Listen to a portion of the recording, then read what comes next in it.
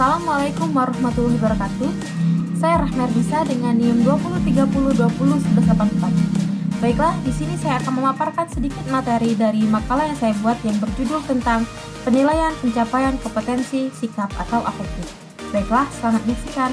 Baiklah, di sini saya akan menjelaskan apa yang dimaksud dengan penilaian ranah efektif. Yang kedua, bagaimana tingkatan ranah efektif. Yang ketiga, karakteristik ranah efektif. Dan yang keempat, bagaimana contoh dari pengukuran ranah penilaian ranah efektif. Baiklah, yang pertama itu kita akan membahas tentang penilaian ranah efektif. Apa itu ranah efektif?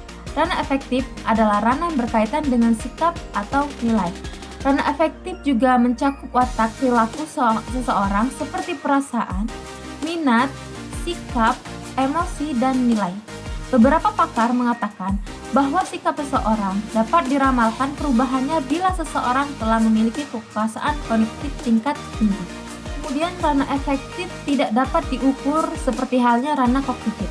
Karena dalam ranah efektif, kemampuan yang diukur adalah yang pertama yaitu menerima atau memperhatikan, meliputi kepekaan terhadap kondisi, gejala, kesadaran, kerelaan, dan mengarahkan perhatian. Kemudian yang kedua, merespon. Meliputi merespon secara diam-diam, bersedia merespon, merasa puas dalam merespon, dan memenuhi peraturan.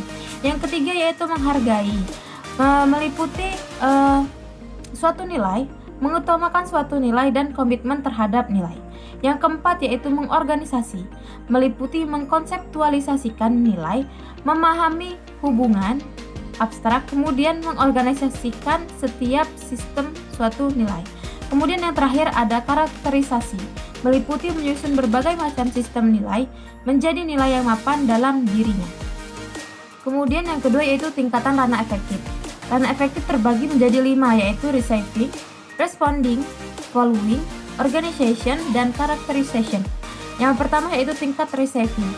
Tingkat receiving atau ascending, peserta didik memiliki keinginan memperhatikan suatu fenomena khusus atau stimulus, misalnya kelas, kegiatan, musik, buku, dan sebagainya.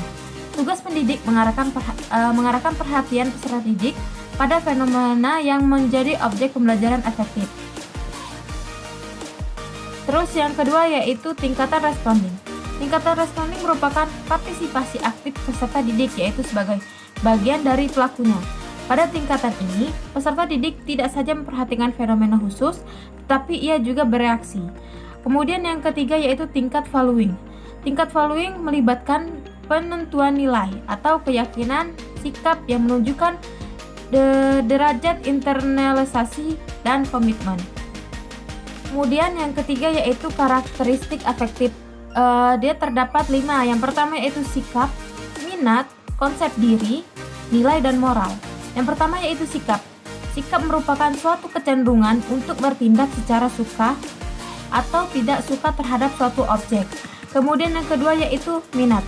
Minat adalah suatu disposisi yang terorganisir melalui pengalaman yang mendorong seseorang untuk memperoleh objek khusus aktivitas, pemahaman, dan keterampilan yang bertujuan untuk perhatian atau pencapaian.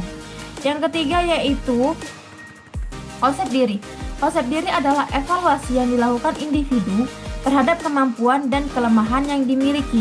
Kemudian yang keempat yaitu nilai. Nilai merupakan suatu keyakinan terhadap perbuatan, tindakan, atau perilaku yang dianggap baik dan yang dianggap buruk. Kelima yaitu moral. Moral berkaitan dengan perasaan salah atau benar terhadap kebahagiaan orang lain atau perasaan terhadap tindakan yang dilakukan diri sendiri. Misalnya seperti menipu orang lain atau membohongi orang lain. Dan yang terakhir yaitu contoh pengukuran ranah penilaian efektif. Kompetensi siswa dalam ranah efektif yang perlu dinilai utamanya yaitu mencakup sikap dan minat siswa dalam belajar. Ranah efektif tidak dapat diukur seperti halnya ranah kognitif, karena ranah efektif berkemampuan yang dapat diukur adalah menerima, merespon, menghargai, serta mengorganisasikan. Baiklah, itu saja pemaparan materi dari makalah saya. Apabila ada kata-kata yang salah, saya mohon maaf. Pada Allah saya mohon ampun. Assalamualaikum warahmatullahi wabarakatuh.